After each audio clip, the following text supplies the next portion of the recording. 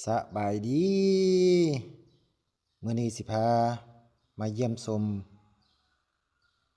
ลัดดาฟาร์มเห็ดปลูกเห็ดนางลมเพื่อสร้างรายได้เสริมให้กับครอบครัว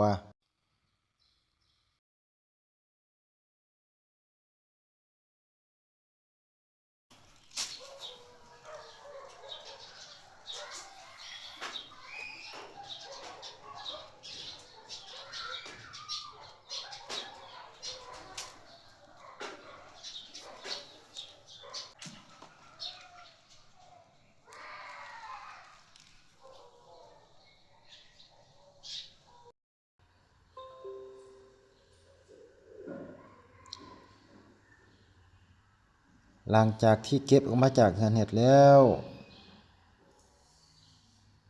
ก็สิสู่ขั้นตอนในการ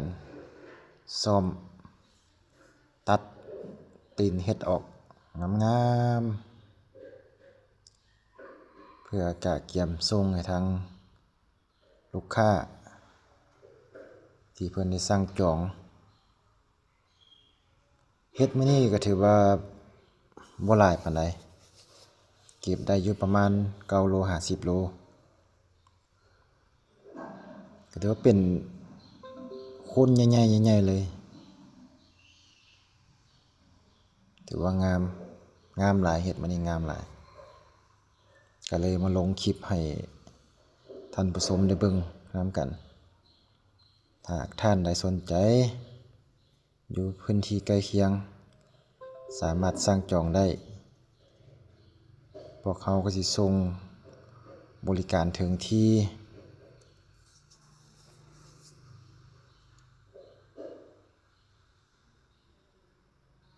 เห็นบ่ดอกขนาดใหญ่งาม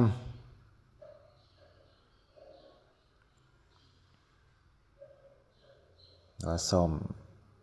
เน้นความสะอาดเป็นหลัก